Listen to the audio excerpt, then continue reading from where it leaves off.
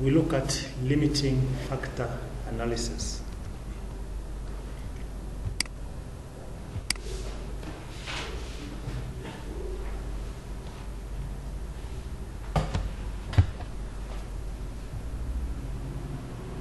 We'll cover in this topic a single limiting factor. We'll also cover multiple limiting factors.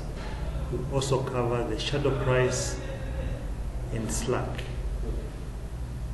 Then finally, we'll also look at linear programming, but not as in computing. Okay?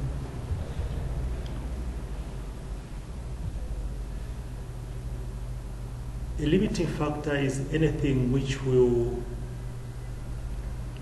hinder you from attaining your objective. So when you're looking at limiting factor, don't look at it from the point of view of just being limited in terms of money. A limiting factor could also be demand. You're able to produce so many bags of cement, but the demand is only limited to so much. It could also be materials. You want to produce so many loaves of bread, but you only have so much bags of flour. It can also be labor. You may have the materials, but you don't have enough people to do the job. It can also be machine hours. You've got everything, but the machine can only work up to so many hours. So a limiting factor is also known as a principal budget factor. Okay. So start with a single limiting factor or a single constraint. So limiting factor. Calculation as well? Yes, there is quite a bit of calculations. It's a long topic. Yes. So if the business is making only one product and it has got a single limiting factor, to maximize profit, you have to allocate the limiting factor to the products in terms of the one which is giving you the greatest contribution per limiting factor. Remember contribution? How to calculate contribution? Sales minus variable cost. Sales minus variable costs. So we're going to calculate the contribution for each of those products. Then you apply the limiting factor.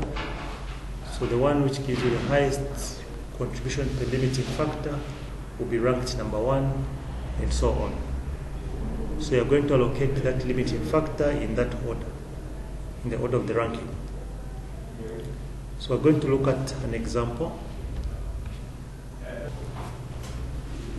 So we've got this illustrative question. This company has just changed its cake mix and they're struggling to cope with the demand. They only have 300 hours available per week. We are given information about sales, variable costs, fixed costs, and the time it takes to produce one batch. We are also given the demand per week.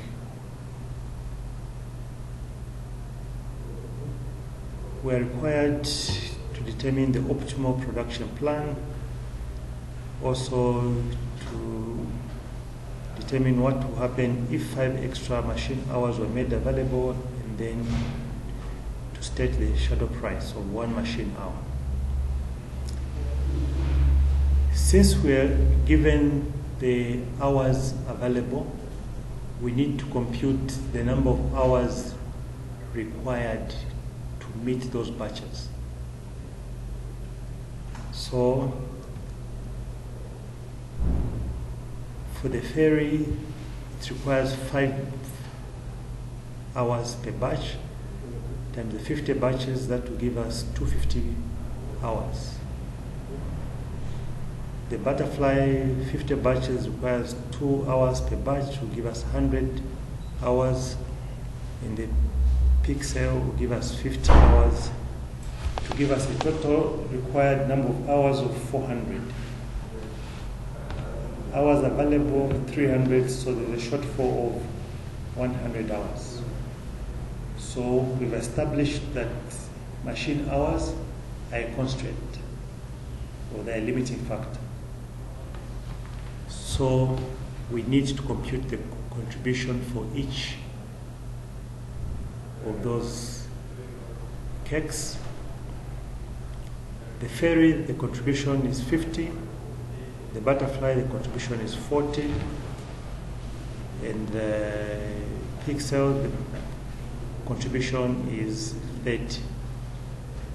We then divide the contribution in the limiting factor, which we've established as being machine hours per batch. So 50 divided by 5 gives us contribution per machine hour of 10. For butterfly, contribution per machine hour of 20 and 30 for the pixel. We then rank those starting with the highest. So the pixel will be ranked number 1, the butterfly number 2, and the ferry number 3. So it means these hours, the 300 hours, will be allocated in that order. So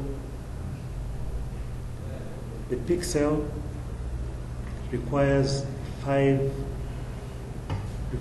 hour per batch. It is produced in 50 batches. So that will mean 1 times 50 gives us 50 hours.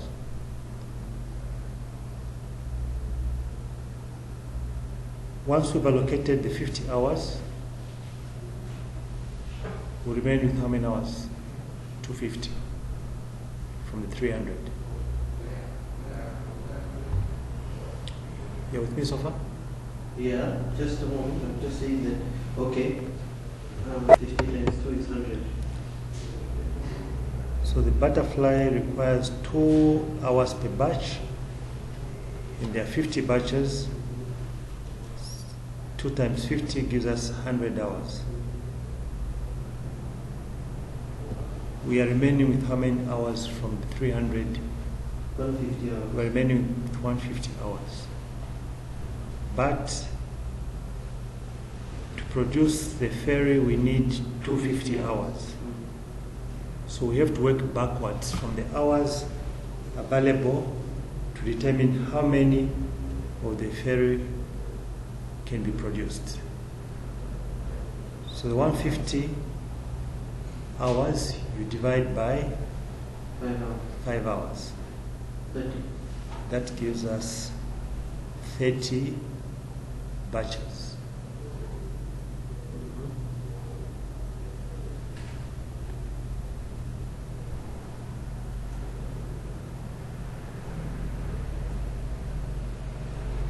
Clear?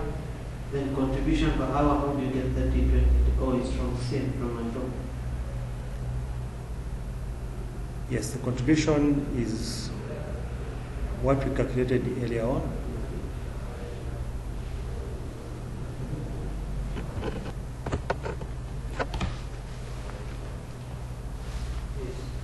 Okay, so the contribution per hour, we already calculated the contribution earlier on.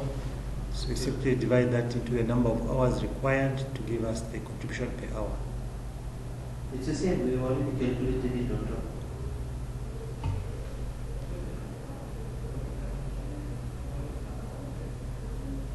$30, 20, and 10.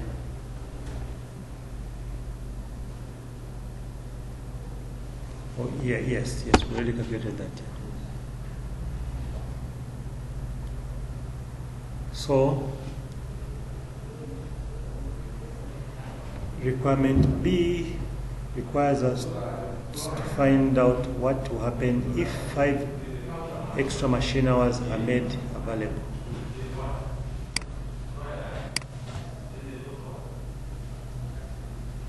Since we have already met the demand for the pixel and the butterfly, so So it means the 5 hours which we made available will go towards producing what? The ferry.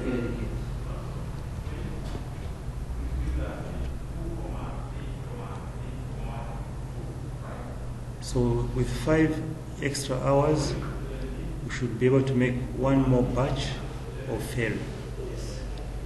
Okay? Requirement 3 requires us to compute the shadow price. Now, what is the shadow price? The shadow price is the increase in contribution by making available 1 unit of the limiting factor. So this limiting factor, if we make available 1 more unit of the limiting factor, by how much will the contribution increase? So since we have already exhausted the pixel and the butterfly, so whatever limiting factor 1 hour that we produce will be made available, go towards the ferry. And we've already established that the contribution per hour is how much? 10. So the shadow price of 1 hour is therefore $10. If we make one more hour available, we'll make a contribution of 10.